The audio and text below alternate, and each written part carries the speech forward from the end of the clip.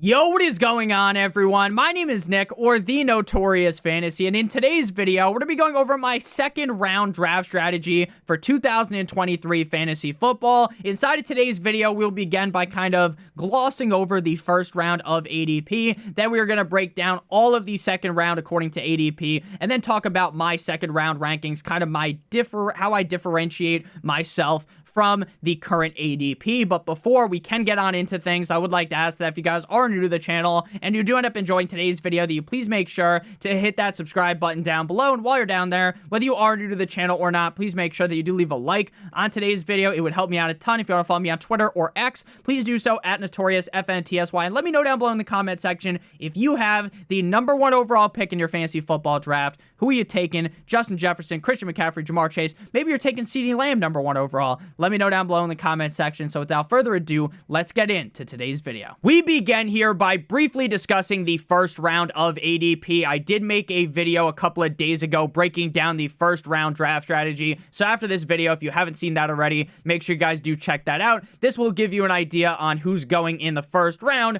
and thus the players that won't be selected in the second round based upon ADP, as well as talking about my second round rankings. The ADP that I used for today's video is the average from ESPN, Sleeper, NFL, and RT Sports. So the first round goes as follows according to that aggregate ADP. Justin Jefferson, wide receiver of the Minnesota Vikings, #1 overall. #2, Christian McCaffrey, running back of the San Francisco 49ers. #3, Jamar Chase, wide receiver of the Cincinnati Bengals. #4, Austin Eckler, running back of the LA Chargers. #5, Travis Kelce, tight end, Kansas City Chiefs. #6, Cooper Kupp, wide receiver of the LA Rams. #7, Tyreek Hill, wide receiver, Miami Dolphins. #8, Saquon Barkley, running back of the New York Football Giants. #9, Bijan Robinson, running back, Atlanta Falcons. #10, Stephon Diggs, wide receiver, Buffalo Bills. #11, CeeDee Lamb, wide receiver, Dallas Cowboys. And the final pick of the first round, according to ADP, is Devontae Adams, wide receiver of the Las Vegas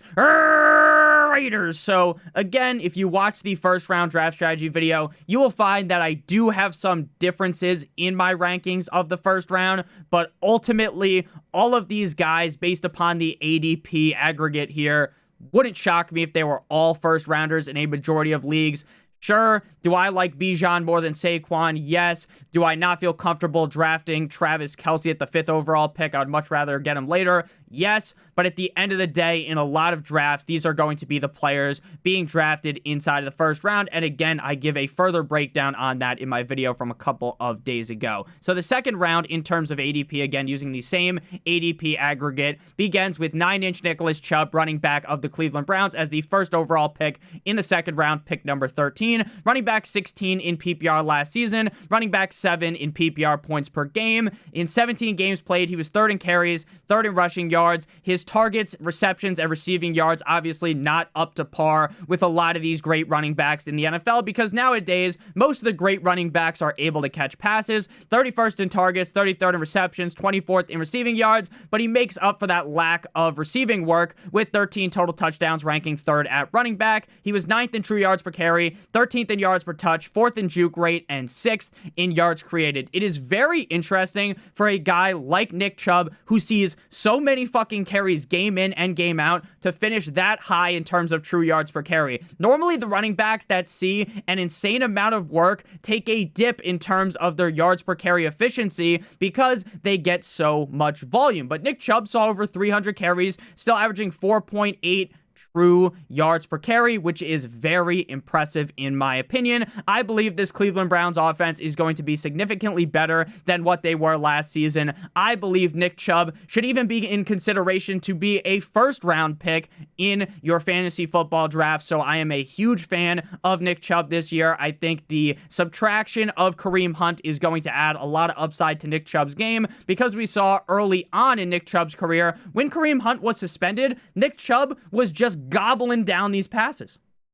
So now with Hunt gone, this is a great situation to see Nick Chubb step up and play big. Deshaun Watson, I think, bounces back. I don't necessarily think he's going to be like some top 3 quarterback in the NFL, but even if he's just a top 10, top 12 quarterback in the NFL, that is going to help Nick Chubb out a ton. Moving to the number 2 pick number 14, A.J. Brown, wide receiver of the Philadelphia Eagles. Wide receiver 6 in PPR, wide receiver 8 in PPR points per game. Now, in a lot of underdog drafts, A.J. Brown is a kind of centerpiece of the back half of the first round. It's just in a lot of redraft leagues, like talking about ESPN, NFL, Yahoo, things like that, the wide receivers don't come off the board at as much of a crazy rate as in best ball. So AJ Brown, while he's normally a first round pick on underdog, kind of falls to the second round a lot of times, but there's definitely debates to have between A.J. Brown, guys like Devontae Adams, CeeDee Lamb, Stephon Diggs, who all go in the first round based upon ADP. A.J. Brown last year, wide receiver 6 in PPR, wide receiver 8 in PPR points per game. He played in all 17 games last season, ranked 8th in targets, 11th in receptions, 4th in receiving yards, and 2nd in total touchdowns. He was 2nd in yards per route run, 4th in yards per target, and 5th in yards per reception. A.J. Brown was a guy that I was a little bit nervous about drafting last year, right? He's going from the Titans to the Eagles. How good is Jalen Hurts as a passer? How is this going to work with Devontae Smith there? They still have Dallas Goedert. They got Miles Sanders. This is a loaded offense on paper, but they're still, going into last year, there was 100% uncertainty on Jalen Hurts. Even though I really liked him for fantasy football, it was kind of questionable, like, how good of a passer is he going to be? How much are they going to throw the ball? Can Devontae Smith and A.J. Brown have a symbiotic relationship? Can they coexist, right? Let's move his ADP down. He's like a 3rd round draft pick, and obviously, he fucking smashes because me and a lot of fantasy analysts completely overthought the situation. We tried to galaxy brain ourselves away from one of the best wide receivers in the NFL because his situation's a little bit different. Now, the second year in Philadelphia, he's a locked and loaded late first round pick or an early second round pick in fantasy football drafts. Jalen Hurts proved everyone wrong. I know there are still going to be some trolls who are like, Jalen Hurts is a running back, Nick, blah, blah, blah, blah, blah. Well, if you actually look into his stats, and we're going to be talking about him in the second round of ADP, because that's where he goes in fantasy drafts, this guy is much more accurate. He's a significantly better passer than people give him credit for. The offensive line is a unit of a brick wall. A.J. Brown is going to be given so many opportunities to touch the ball in this offense. He has huge game upside. You remember that game? I believe it was up against the Steelers last year where he was scoring so many touchdowns. He was telling the corners they're too little. He had like 3 dudes on him, trying to stop him, and he just jumps up in the middle of them like that DeAndre Hopkins catch against the Bills all those years ago, and he just catches the ball, right? The guy is a fucking beast, a monster on the football field, and you certainly want pieces of this Philadelphia Eagles offense. And A.J. Brown is my favorite wide receiver out of him and Devontae Smith, but that's obviously not something super crazy to say. At number 3, we got Pat Mahomes, quarterback of the Kansas City Chiefs. Now, this is a ranking that I heavily disagree with. I get that people think Mahomes is the best quarterback for fantasy football, and I won't argue with you on that. Now, I do have Jalen Hurts ranked ahead of Pat Mahomes in my quarterback rankings, but it's not all that crazy to me that people think Pat Mahomes is the quarterback 1, because in real life, he is the best quarterback in the NFL. He was the QB1 last year, quarterback 3 in points per game, 17 games played last year, 3rd in passing attempts, 1st in passing yards, 1st in passing touchdowns, 7th in interceptions. He has some rushing upside, 11th in carries, 9th in rushing yards, 7th in rushing yards, and he was 1st in true passer rating and QBR. This guy was rolling off of a fucking Percocet up against the Jacksonville Jaguars. He gets hurt. He does a perky, pops a perky at halftime, comes back in, and plays great. Patrick Mahomes is an anomaly of a man, a legendary quarterback. But where he is being drafted right now is egregious. There are so many great skill position players still available. We haven't talked about guys like Tony Pollard, like Amon-Ra St. Brown, like Garrett Wilson, like Jalen Waddle. These Derrick fucking Henry, Tractor Cito himself, these amazing players. They are not a dime a dozen. It is hard to find talents like that in fantasy drafts, and yet Mahomes goes ahead of them.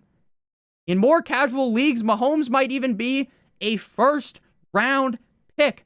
do not bite the bullet. Do not jump on Patrick Mahomes. Even if he ends up as the quarterback one in fantasy football, I think you will be disappointed based on the fact that you could have just drafted a guy like Lamar, Joe Burrow, Justin Fields, right? Who could also finish as the quarterback one a couple of rounds later. I just do not understand the thought process of drafting Mahomes here as the number 3 overall player, the 15th overall pick in a fantasy football draft. To me, that is just insane. Moving to number 4, we got Tractor Cedo, Derrick Henry, running back of the Tennessee Titans. Running back 4 in PPR last year, running back 4 in PPR points per game. Last year was crazy because we finally saw Derrick Henry get some targets. 26th in targets, 25th in receptions, 9th in receiving yards. Obviously, Derrick Henry hasn't just molded himself into Austin Eckler or Christian McCaffrey or something, but just the fact that he saw 41 targets is impressive. Right? Derrick Henry in the past was a guy you throw the ball to him and it's like he had no hands at all, right? He had 2 hooks like the guy from Tropic Thunder who wrote the book, right? Where he just has no hands. He's got fucking hooks stuck to his hands, right? But Derrick Henry last year definitely made a leap in that. Again, not crazy receiving upside, but a little helps, right? He was playing in 16 games last season, 1st in carries, 2nd in rushing yards, and he was 3rd in total touchdowns. In terms of efficiency, 3rd in yards created, 5th in evaded tackles, 36th in true yards per carry. Derrick Henry, another one of those guys that he gets so many carries that even if the yards per carry number kind of sucks ass, it doesn't really matter because he might see 375 carries or something like that. Now, he saw 349 last year, so 375 would be a little crazy, but I think you get the point. A lot of people like to poke holes in Derrick Henry and say his yards per carry number has kind of decreased every year since 2020. It was 5.4, then it was 4.3, and last year it was 4.4. And Nick, did you know he's old? He's 29. Sure, he's getting up there in age. Sure, his yards per carry number has dipped, but he is going to get force-fed the rock. And the addition of DeAndre Hopkins helps out Derrick Henry a ton because now in the red zone, they're not just able to load the box to the maximum like their album just went platinum, right? They are going to have to worry about DeAndre Hopkins. They got to worry about Chig. Burks banged up, got hurt, should be back sometime soon, maybe not to start week 1, but this offense is a little bit better than people give them credit for. I think Tannehill is better than people think, and Derrick Henry is just Derrick Henry, right? You draft him, you feel super safe about it. As long as he doesn't get hurt, knock on wood, Derrick Henry should have a relatively solid season. Now, do I have him ranked this high in my rankings? No, but I certainly do get it, right? Everyone loves some Derrick Henry. Before I move into the 5th player in 2nd round ADP, continue to going into the 2nd round, and then pivoting into talking about my rankings at the end for the 2nd round, I would like to give you guys a quick word for our friends and our sponsor over at Underdog Fantasy. Now, Underdog Fantasy is the best place to do fantasy football, best ball drafts this summer. If you're new to Underdog, make sure you sign up using promo code Notorious for a first match deposit bonus of up to $100. You deposit $100, they give you an additional $100, $25, an additional $25, $50, an additional $50. The minimum deposit is $10. So they have the biggest fantasy football contest ever, but that's not even what I want to talk about. I want to talk about the Puppy 3. This is a contest with only $5 to enter, 150 max entries, so you can enter up to 150 times, $1 million in total prizes, $200K to first place. Now, if you don't know what best ball is, it's the best part about fantasy football. It's the draft. There's no waivers, no trades, no in-season management. At the end of every single week, Underdog automatically throws the highest scores into your lineup for you. So if you make it all the way to the playoffs, you could potentially push yourself into a situation in the Puppy 3 for $5 where you could potentially win $200,000. And if these big tournaments aren't your thing, they also have sit and goes, which is basically just you versus 11 other people, a 12-team league with as low of buy-in as $3, and the 1st and 2nd place teams get paid out. So make sure if you're new to Underdog, you check that out. I'll be live on Sunday, 10 to 12 hour draft extravaganza. Be there or be square. We will be on Underdog Fantasy ripping all of those drafts, so make sure that you guys do stay tuned. Moving to player number 5 here in the 2nd round, Tony Pollard. Again, I have him ranked ahead of Derrick Henry. I think you could consider drafting Tony Pollard over A.J. Brown. Running back 8 in PPR, running back 9 in PPR points per game. I have talked about this ad nauseum on the channel. Tony Pollard is a league winner, a must-draft player for me. Tony Pollard signs the franchise tag, puts his John Hancock on that bitch, and he is going to be seeing so much work. Zeke is gone in New England. Now, could they bring in Leonard Fournette or someone else to fuck this all up? Maybe, but I really think they're going to rock with Tony Pollard, Malik, and then Deuce Vaughn, the short king himself. Dude's 5'5". So Tony Pollard on the franchise tag. We know how this goes. They are going to just give him 1 million carries, run him into the dirt, and then say, see you later, pal, next season. Not bring him back. Probably what's going to happen. This guy started 4 fucking games last year, playing in 16 games. Running back 8 in PPR, 9 in PPR points per game. Imagine what's going to happen when Ezekiel Elliott is gone. 23rd in carries, 15th in rushing yards, 16th in targets, 17th in receptions, 12th in receiving yards, and 6th in total touchdowns. And we know that Kellen Moore is allergic to kind of crafting these plays in the sand, in the dirt, right? For the running back to catch passes. He is now gone. See you later, pal. He's in LA. They bring in a new offensive coordinator. I think Tony Pollard's going to see even more usage in the receiving game, especially now that Zeke is gone. In terms of efficiency stats, 13th in true yards per carry, 5th in yards per touch, 4th in breakaway run rate, and 8th in average defenders in the box. 6.9. Very nice. I like average defenders in the box. They are loading the box up against Tony Pollard, and he is still shoving his fist directly up their ass. Tony Pollard is an excellent running back. This is the year where he doesn't break out. He's already broken out. But this is the year where he stands on top of the mountain with top 3 running back upside. I am every single time and twice on Sunday drafting Tony Pollard over Derrick Henry. Moving to pick number 6 here, Amon-Ra St. Brown, wide receiver of the Detroit Lions. Wide receiver 7 last year in PPR, wide receiver 11 in PPR points per game. Playing in 16 games last season, he had 146 targets, 9.1 per game, 8th at wide receiver. He was 5th in receptions, 10th in receiving yards, and 20th in total touchdowns. 9th in target accuracy, which I always like to bring up when talking about Amon-Ra St. Brown, because so many people drag Jared Goff's name through the mud. They say he's a shit tier quarterback. They love saying that he's not accurate, this, that, and the other thing. Well, obviously, Jared Goff isn't perfect, right? He's not Pat Mahomes. He's not Josh Allen. He's not Joe Burrow. He's not one of these upper echelon quarterbacks in the NFL. No one's perfect, really, except for probably Pat Mahomes, right? But Jared Goff is better than people think. 24th in dominator rating, 15th in true catch rate. The reason why I like Amon-Ra St. Brown so much is I legitimately think he could lead the league in targets.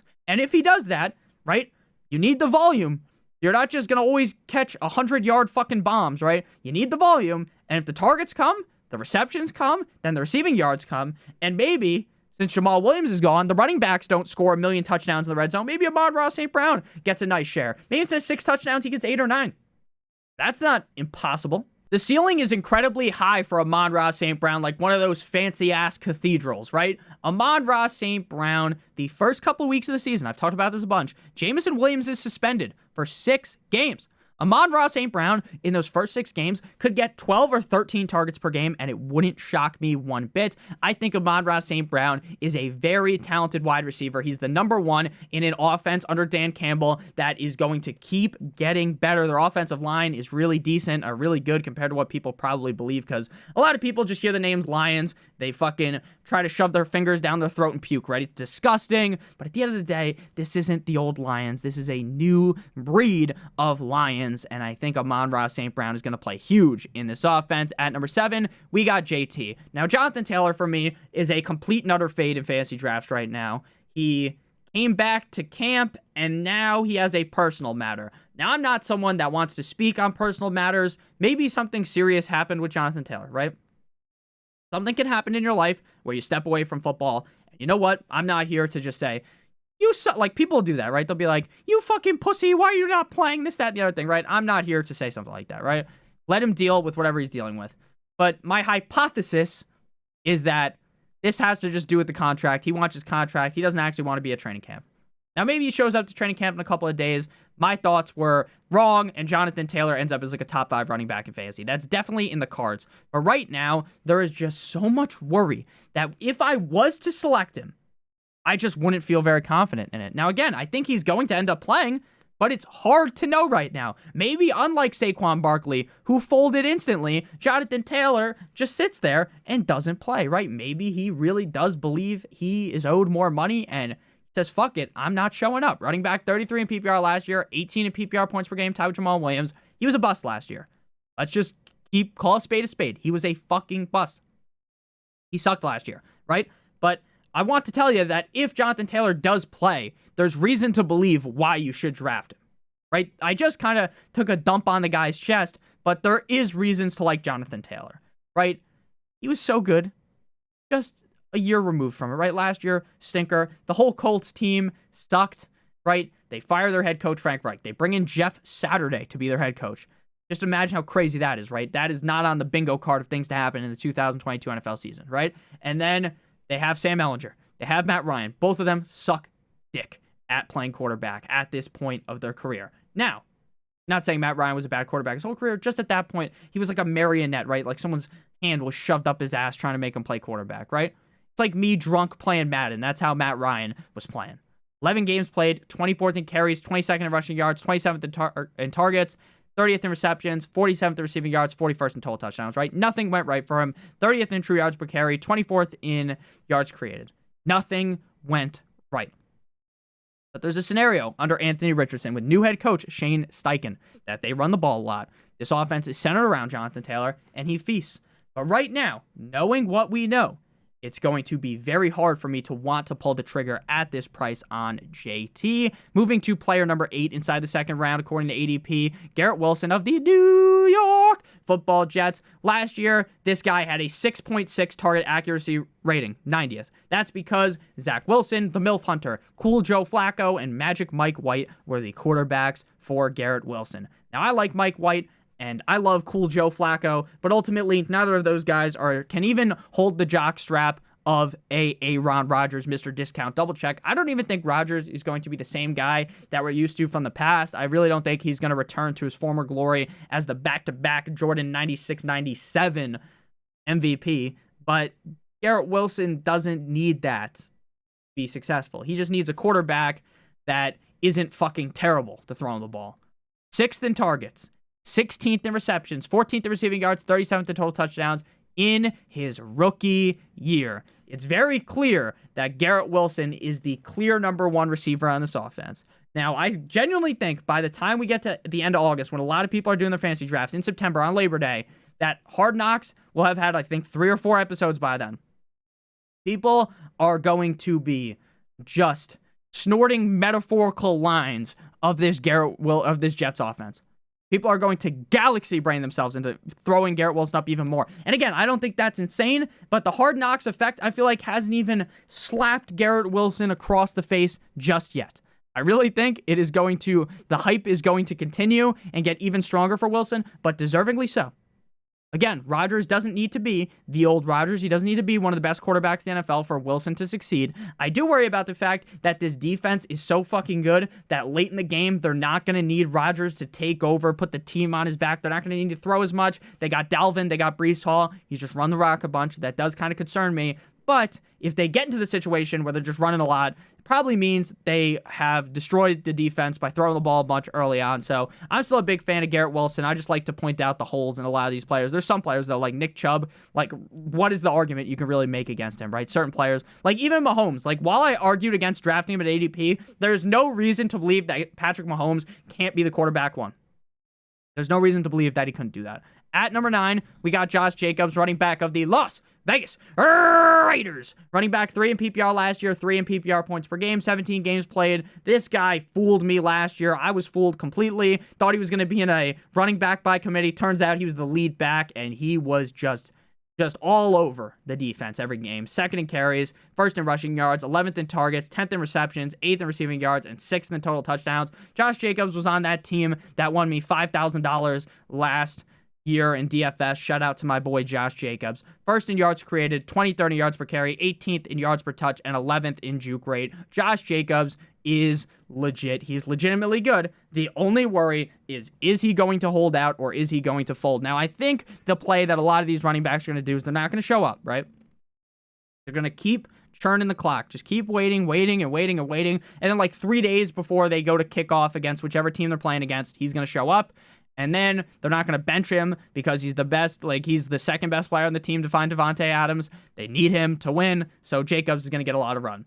So even if he doesn't show up right now, I get that it's scary to draft him. It is scary to draft him, right? You feel just disgusting when you click on him like you had fucking $30 worth of Taco Bell the night before you wake up with a case of the shits. That's what happens when you draft Josh Jacobs. But if he does play, if he shows up to camp today, rides in on his little fucking tricycle. I don't think he has one of those like Chucky, right? And then Josh Jacobs instantly becomes like a first-round draft pick or an early second-round pick, right? Right now, you are buying the dip on him, but I understand fully that it is risky. Now we move to pick number 10 of the second round, Josh Allen, quarterback of the Bills. Again, you can easily make the argument Josh Allen's the QB1. He's my QB... I don't even remember. I think he's my QB3 in my rankings, or 2. Yeah, he's number 2 behind Jalen Hurts. Don't want to say that Josh Allen sucks or anything, but again, there are just so many good skill position players still available that it feels like drafting Josh Allen here is just like a panic pick, right? And this happens a lot in fantasy drafts, and I talk about this a bunch, right? You want to be prepared going into your draft, right? You wouldn't go into a job interview not understanding anything about the job, not having any questions pre-written, not knowing about yourself, right? You're not going to want to go in there just as a blank state, hungover. Now, maybe you can dominate your fucking fantasy draft hungover an interview. I don't know about that, but you wouldn't want to show up here just not understanding what could possibly happen, right? Because what happens a lot, I've seen it. Second round comes, someone takes, for instance, this player at pick 10 wants Garrett Wilson. Garrett Wilson goes, Josh Allen, now they panic, right? They panic. They think, oh, I didn't want it. I wanted Garrett Wilson, who's available. And then they fucking take a dump in their pants, and then they panic, and they draft Josh Allen because he's Josh Allen. Again, Josh Allen's a great player, but there's so many good players still available that Josh Allen shouldn't even be in consideration, in my opinion, in the second round. In the third round, yeah, even in the early third round, I 100% accept it. But here, not for me personally. Quarterback 2 last year, quarterback 2 in points per game. He put up solid numbers while he was hurt, right? He had that injury to, I believe, his elbow. Something to do with his arm last year, and it hurt him, right? Wasn't great. 16 games played, but he was still fine for fantasy. 8th in passing attempts, 7th in passing yards, 3rd in passing touchdowns. He was an interception machine. Josh turning the ball over. Third at quarterback. 3rd in carries, 2nd in rushing yards, 3rd in rushing touchdowns, 14th in true pass rating, 2nd in QBR. Again, I'm not here to say that Josh Allen sucks, this, that, the other thing. I don't like when Josh Allen plays against the Dolphins because I'm a Dolphins fan, right? I root against him. But at the end of the day, I think Josh Allen's a great quarterback, and I'm not just going to shit on him because I like the Dolphins. Everyone knows that who's been watching my videos for a while. If you are new, make sure to hit that subscribe button, hit that like button. But I don't just hate on a player because they're not on my favorite team, right? I still respect Josh Allen. I think he's a great quarterback, and I will acknowledge that he could be the number 1 quarterback in fantasy. But again, there are so many good players still available that it feels like taking a quarterback to me in the second round is a humongous reach. I would much rather, just like I talked about Mahomes, wait a round or 2, right? Then take Lamar, take Fields, take Burrow, right? Don't reach up for Josh Allen. At number 11, Jalen Hurts. Again, same story. Quarterback 3 last year, quarterback 1 in points per game. Missed a couple of games, so he played 15 games. Probably would have been the QB1 in the season because that immense amount of rushing upside. 1st in carries, 4th in rushing yards, 1st in rushing touchdowns, 4th in true passer rating, 4th in QBR. A lot of times in drafts, it's like playing chicken. Who's going to be the first asshole to take a quarterback? Don't be that guy. Josh Allen in the early 3rd round is a wet dream for me, but in the 2nd round, again, still too many guys available for me to take Jalen Hurts. 16th in pass attempts, 10th in passing yards, 14th in passing touchdowns. He only threw 6 interceptions, 28th. 4th in true passer rating, 4th in QBR. The guy's great. He's got Devontae Smith. He's got DeAndre Swift. He has A.J. Brown. He has Dallas Goedert. He has all of these weapons. A loaded fucking arsenal like someone who's preparing for the zombie apocalypse has in their bunker below Earth, right? But at the end of the day, when push comes to shove, I'm not taking Jalen Hurts in the 2nd round. I'm not taking any quarterback in the 2nd round. 3rd player here, Jaylen waddled away, waddle, till the very next day, bum, bum, bum, bum, bum, bum. Wide receiver of the Miami Dolphins. Wide receiver 8 in PPR, wide receiver 13 in PPR points per game. 17 games played on the season. 116 targets, 24th. 75 receptions, 23rd. 7th in receptions, or 7th in receiving yards, sorry. And then 11th in total touchdowns. 1st in yards per target, 1st in yards per reception, 3rd in fantasy points per target, and then 10th in route win rate. The guy's amazing. He's behind Tyreek, sure. If Tua is able to stay healthy, both Tyreek and Jalen have top 3 receiver upside, in my opinion.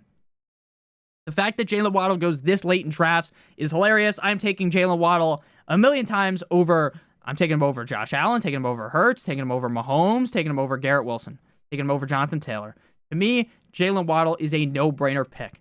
Tua stays healthy, Jalen Waddle smashes. If Tua gets hurt, Jalen Waddle is just a fine pick where you're getting him. So that's kind of my thoughts on things. I really like this Dolphins offense this year. Second year under Mike McDaniel. We saw that Teron Armstead exited practice today with an injury. I pray to the football gods that it's not serious, because he needs to be there to protect Tua 100%.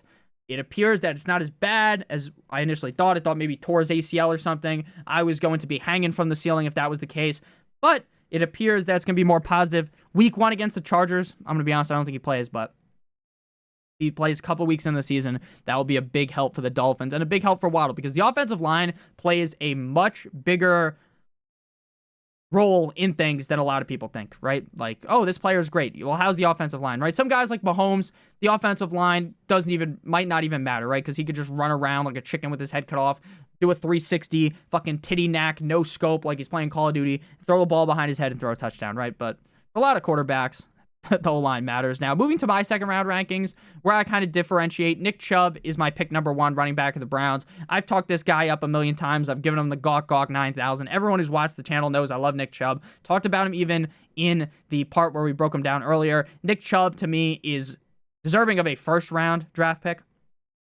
Think the Browns going to run a lot. Think this offense is going to be a lot better with Deshaun Watson under center this year. Amon-Ra St. Brown, he's my receiver ranked ahead of A.J. Brown. A.J. Brown's number 3. Again, you could flip a coin, draft one over the other. It is what it is. I just like the volume that St. Brown's going to get a little bit more, but both of these guys have big upside. Number 4, Tony Pollard, to me, a no-brainer over a guy like Derrick Henry. I think Tony Pollard, again, the volume is just going to be so voluptuous there. He is going to see so many carries game in and game out. I like the Cowboys offense, so big fan of Tony Pollard. Number 5, Jalen waddled away, waddle to the very next day of the Dolphins. Number 6, Garrett Wilson. Again, flip a coin between those two. Waddle, sure, the wide receiver 1B to Tyreek's 1A. I just project that the Dolphins are going to throw more than the Jets. I think both Jalen and Tyreek can have symbiotic great seasons. Garrett Wilson, again, I think they're going to run a lot, but I do believe that Garrett Wilson will still be fine. Number 7, Josh Jacobs, running back of the Raiders. Again, draft him in the middle of the second if you want. Fade him if you want, right? My opinion on him is he's going to show up, but I could be wrong, right? I don't know Josh Jacobs, but I just know that in the past, these fuckers who don't show up get fucked. Le'Veon riding jet skis in Miami like he's playing Grand Theft Auto gets fucked by not showing up. Melvin Gordon gets fucked by not showing up. You have to show up, even though I'm not taking the side of the owners. I think the owners should be paying these guys like Jacobs, but it's just how it works. Number 8, Derrick Henry, tractor Cedo. Incredibly safe, high upside, not going to catch a lot of passes, probably not going to finish as the running back 1 because of that, but he's great. Number 9, Calvin Ridley. I'm taking him in the 3rd round. I think it's a reach to take him in the 2nd round, but I'm going to be honest with you. I have him ranked ahead of these other guys, so there's no way I can just say that he's not a 2nd rounder for me. Like, it would be disingenuous for me to put Devontae Smith, Chris Olave, or T. Higgins out of him. Just disingenuous, because I would take Ridley over them. Number 10, Devontae Smith, the 1B to A.J. Brown's 1A. Great player, great offense. Again, all these guys that go early, unless they're like a quarterback or they're a tight end going too early, like I don't really have too many arguments against them. Higgins. Higgins is a guy that is basically playing the condom move, where you're wrapping 5 condoms over your roster. Now, in real life, don't do that because that doesn't work. More effective to just use one. But he's a guy that's probably not going to finish as like a top 5 receiver unless Jamar Chase was to get hurt. Knock on wood, we don't root for injuries. But he's also not going to be a guy that hits your team with a suplex, right? He's not going to be the guy that buries your team out back, right? That's not going to happen. But it's like, do I want to be drafting this super safe player that I don't really think has that huge of a ceiling when there's guys like Smith, Ridley, Olave available? So I do still lean with Higgins over Olave, but I get if someone would rather have Olave. Then number 12, Jonathan Taylor. There's a bunch of players you can insert into the 12th overall pick here. I think Jonathan Taylor will show up, but again, a lot of this, like, oh, he's coming back to camp, now it's a personal matter, this, that, and the other thing, just makes me kind of scared to draft him. So thank you guys all so much for watching. Let me know down below in the comments if you guys enjoyed, what you guys thought about my 2nd round draft strategy. Make sure you guys check out Underdog Fantasy, link in the video description, promo code Notorious for that first match deposit bonus of up to $100. Be there on Sunday, live stream draft extravaganza. Probably going to talk about the UFC card instantly off the rip if you guys watch UFC. Huge fan of Sugar Sean O'Malley. Hopefully my boy Sean puts Aljo, Maine, Sterling out. That's going to be huge for me. Love Sugar Sean, love the UFC, but obviously most of the time we're going to be talking NFL. We're not just doing the drafts. There's going to be guests. We are going to be doing drafts the whole time, but we're going to be answering questions, all that as well. I love you guys all so much from deep down, the bottom of my heart. We recently hit 24,000 subscribers. I fucking love you guys. Genuinely means everything to me. Hopefully we hit 25K soon. Thank you guys for everything again. Love you guys. Hope you have a great one. See you guys potentially later with another video. If not, see you tomorrow. Good boy.